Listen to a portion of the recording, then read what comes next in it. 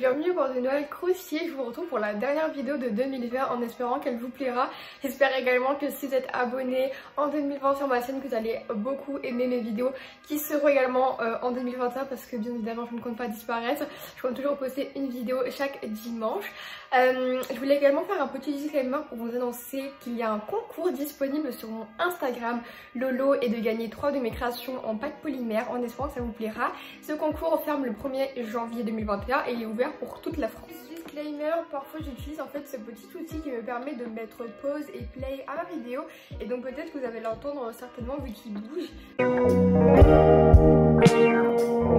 Je vous retrouve dans une vidéo, on va faire le bilan 2 ans sur Etsy. Qu'est-ce que ça m'a apporté? Si vous avez d'autres questions, n'hésitez pas, la barre de commentaires est là pour ça. Sinon vous pouvez directement me les poser sur Instagram, j'y répondrai avec un grand. Évidemment, la fameuse question, pourquoi j'ai commencé une boutique et pourquoi sur Etsy et donc pas sur une autre plateforme.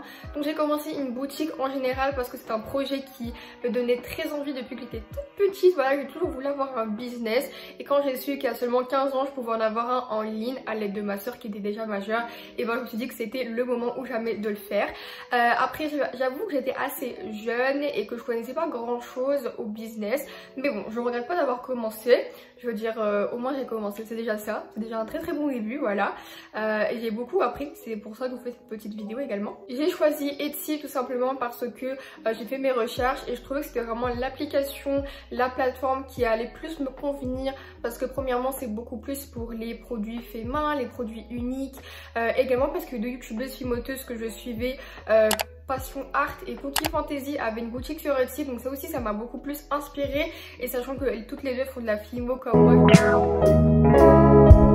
Alors quand j'ai commencé, ma première bêtise c'était de ne pas avoir d'ordinateur. Et ben oui, c'est la base de la base, mais je savais pas, pour moi c'était pas très important d'avoir du matériel. En fait moi je voulais pas me donner des excuses, je voulais juste commencer. Et donc dans ma tête j'ai fait toutes les démarches que j'ai un petit peu trouvées sur internet. Donc créer un compte bancaire, créer ma boutique sur Etsy, demander de l'aide à ma soeur, tous ces genres de choses, créer les produits, prendre les photos, continuer sur mon Instagram, un petit peu plus promouvoir ma boutique, toutes ces genres de choses. Mais bien sûr il y a beaucoup de choses qui sont indispensables comme un ordinateur, voilà, mais j'en avais pas et malheureusement c'était très compliqué d'être régulière et c'est également pour ça que j'ai jamais vraiment pu me développer sur Etsy parce que je n'avais pas l'outil de base. Péripétie, quand j'ai commencé je ne connaissais pas les prix de frais d'envoi et quand j'ai cherché sur la Poste Canada j'ai pas fait attention, mais j'ai cherché les prix pour des lettres, ce qui fait que j'ai vraiment mis un prix très inférieur à le prix actuel. Donc le jour J quand je suis allée poster à la poste ça m'a coûté 7,50$ au lieu de 3,50$ que la personne avait payé, donc je me suis un petit peu auto-arnaquée finalement vu que je ne connaissais pas grand chose, mais c'est pas grave, comme on dit c'est des erreurs qu'on apprend donc c'est pas très grave. Par la suite ma deuxième erreur c'était que en fait pour les gens qui connaissent un petit peu Etsy, vous avez 2 cartes, donc une carte de crédit avec quoi vous payez Etsy et la carte de banque, la carte de débit qu'on appelle, avec quoi vous allez recevoir l'argent des clients pour payer et pour envoyer les frais d'envoi, tout ça bref. Et moi cette carte là en fait, eh ben, le chiffre avait changé et ce n'était plus ma carte. Je ne sais pas qu'est-ce qui s'est passé, c'était ni celle de mes parents, de ma soeur, de moi-même, donc je ne comprenais pas. Et en fait ce qui est encore plus bizarre, c'est qu'en fait pour changer ce code là, pour changer la carte de banque, il faut déjà connaître ma carte de banque. Et là je me suis dit mais c'est trop bizarre, il n'y a personne de mon entourage qui va aller s'amuser à changer cette carte. Donc c'était vraiment quelque chose de très comment dire ça, c'était trop bizarre. Voilà, j'ai pas d'autres mots, jusqu'à aujourd'hui je ne sais même pas comment ça a pu se passer, mais c'est arrivé. Ce qui fait que je ne recevais pas l'argent des gens, hein. Je pensais que quelqu'un m'avait piraté, mais même pas. En plus j'avais genre une commande, donc qui va pirater une petite boutique en ligne, c'est pas très logique. Et donc même parfois Google te dit que quelqu'un veut se connecter à ta boutique Etsy et là je n'ai eu aucun signalement. Bref, tout ça pour dire qu'au début ça m'a pris 8 mois à essayer de débloquer et de changer de mes propres chiffres de ma carte bancaire. J'ai un petit peu comme arrêté ma boutique en ligne vu que je n'allais jamais recevoir l'argent des clients. Et donc ça arrivait vers début 2019, ce qui est très chiant. Bref, je pense qu'on a compris ma frustration, hein. Donc en 2018 j'ai fait 2 commandes, une le 9 octobre et une le 25 octobre. Par la suite en 2019 j'ai eu une commande le 22 mars, même si j'avais mon problème avec ma carte bancaire pour je ne sais quelle raison, j'ai réussi à avoir une partie de l'argent. Par la suite justement j'ai fait une pause et je suis revenue, et le 6 septembre j'ai eu une deuxième commande pour l'année 2019, puis le 15 décembre une troisième commande. Et maintenant pour l'année 2020 c'est vraiment l'année où j'ai le plus de commandes, j'en ai eu 5 au total, ce qui est vraiment beaucoup, et je remercie chaque personne de m'avoir soutenue depuis 2018. Donc une le 1er février, le 7 juin, le 17 juin, le 28 juillet et le 1er septembre. Ce qui fait que depuis le 1er septembre je n'ai pas reçu de commandes, mais ce n'est pas grave parce que franchement ça avance petit à petit, on part quand même de 2 commandes pour la première année à 5 commandes. Ce qui est pas mal. Pendant que l'année 2019 pour moi a été assez brouillon, c'est vraiment une année qui est passée genre super vite et qui malheureusement ne m'a pas beaucoup aidé à grandir sur Etsy, tout simplement parce que j'avais déjà des gros problèmes avec ma carte bancaire, et par la suite tout simplement j'ai décidé de la mettre en mode holidays, en mode vacances quoi, donc ce qui fait que je ne pouvais pas vraiment être régulière, et en même temps pour moi c'était une année très chargée vu que j'avais la dernière année de secondaire, ce qui fait que j'avais vraiment beaucoup de devoirs, beaucoup trop de devoirs. Voilà. Maintenant pour l'année 2020, donc j'ai enfin eu un ordinateur, il était temps, donc j'en ai eu un en juillet 2020.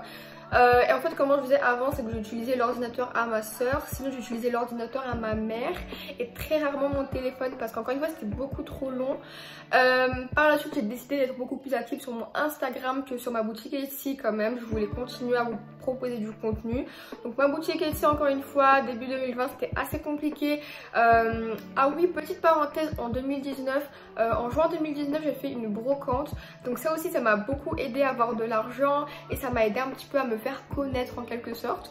Voilà, petit disclaimer, d'ailleurs il y a la petite vidéo que je vous mettrai dans le petit i juste ici si je ne me trompe pas d'endroit. Par la suite en 2020 ce qui m'a beaucoup plu c'est tout simplement quand j'ai mon ordinateur, j'ai enfin pu être régulière et donc je commençais à poster un article par semaine, ce qui est toujours pas assez mais qui est beaucoup moins qui est beaucoup plus qu'un article par mois, hein, je le répète. Par la suite pour l'année 2020 j'ai essayé d'apporter beaucoup plus de professionnalisme sur ma boutique. Alors premièrement j'ai changé ma bannière, par la suite j'ai essayé de rendre mes photos beaucoup plus qualitatives et d'apporter une touche beaucoup plus personnelle. Par la suite j'ai également rajouté beaucoup plus de détails dans ma description, j'ai expliqué les prix, tout ça. Un des autres problèmes que j'ai trouvé quand j'ai commencé sur Etsy, c'est que je calculais très mal mes prix et que je ne savais pas que Etsy prenait une assez grosse partie de ma commission en quelque sorte, ce qui veut dire que parfois je peux vendre un produit à 9 $, mais bien sûr je ne vais pas recevoir 9 $, au contraire parfois je pouvais recevoir seulement genre 5 $ et je comprenais pas trop ce qui se passait. Donc c'est quand je suis allée faire une petite recherche que j'ai compris que Etsy prenait même des frais d'envoi, ce qui fait que si je dis pas n'importe quoi, Etsy prend 10 à 15% des frais d'envoi et 15 à 20% des prix de la création. Finalement malheureusement j'ai trouvé que Etsy quand il prenait de l'argent de mes frais d'envoi, ça faisait que moi je devais prendre de mon argent pour finaliser les frais d'envoi. Donc là aussi il fallait que j'ajuste mes prix et les mettre un tout petit peu plus cher. Mais bon, encore une fois je trouve que mes prix restent abordables même si c'est pas donné à tout le monde. Il faut pas oublier que c'est des créations fait main, qu'il y a de l'expérience, également que la plupart de mes packaging sont très professionnels. Évidemment tout au long de mes 2 ans sur Etsy j'ai eu beaucoup de moments de désespoir en quelque sorte. Je dis ça d'un ton très dramatique, mais plus sérieusement en fait parfois j'avais vraiment limite envie d'arrêter d'avoir une boutique sur Etsy parce qu'en fait malheureusement quand j'ai commencé en fait moi je pensais beaucoup plus passion que business, et c'est ça le truc en fait, c'est que oui il faut commencer par passion mais que malheureusement quand tu ne gères pas ta boutique comme si c'était un business ça ne va pas aller très loin finalement. Alors, moi j'étais pas très régulière et que je savais pas que c'était très grave pour moi, voilà, c'est pas trop grave. Je savais pas comment Etsy fonctionnait, je savais pas qu'il y avait tout un algorithme et que justement Etsy prenait de mon argent. Logique hein, pour un petit peu que lui-même il vive de sa boutique, de sa boutique, de son projet. Tout ça pour dire que quand on commence un projet sur Etsy, il faut s'informer le plus possible et surtout en anglais parce que je trouve qu'en français il n'y a pas beaucoup de vidéos malheureusement. Donc maintenant bilan sur Etsy, 2 ans justement, qu'est-ce que ça m'a apporté? Alors premièrement je suis très contente d'avoir commencé même si ça n'a pas toujours été très évident, que j'ai eu beaucoup de problèmes et que je n'avais pas d'ordinateur. Je suis très contente parce que justement j'ai réussi à faire quelque chose et j'ai quand même réussi à avoir 10 commandes, ce qui est non négligeable, et j'ai eu des bons retours la plupart du temps. J'ai eu 2 avis sur ma boutique, ce qui est déjà pas mal. Je voulais partager avant de finir cette vidéo, c'est en fait que sur Etsy, le petit souci en fait c'est que les gens ne sont pas toujours prêts à acheter ma pâte polymère parce qu'en fait les frais d'envoi ne donnent pas envie, tout simplement. Quand tu vois que ma création Fimo coûte 10 $ pour un porte-clés et qu'en plus il faut que tu payes 7,50 $ pour le recevoir, 17,50 $ pour un petit porte-clés, je peux comprendre que ce n'est pas dans le budget de tout le monde, ce qui est tout à fait compréhensible. C'est pour ça que j'ai décidé d'apporter des kits, des petits sets pour l'année 2021 et bien plus que de la pâte polymère. J'ai vraiment envie d'apporter de la résine, des kits, du matériel, ce genre de choses. Donc on se dit à 2021 pour de nouvelles pépites en espérant que ma vidéo vous aura plu. Je vous donne énormément d'amour comme vous en avez donné tout au long de cette année et franchement peut-être que je le dis pas assez mais c'est grâce à vous que je continue à être régulière. Même si on n'est pas très nombreux, ça me dérange pas du tout, au contraire moi je kiffe et vous kiffez. J'arrête de parler, je vous retrouve en 2021 pour de nouvelles pépites. Bisous.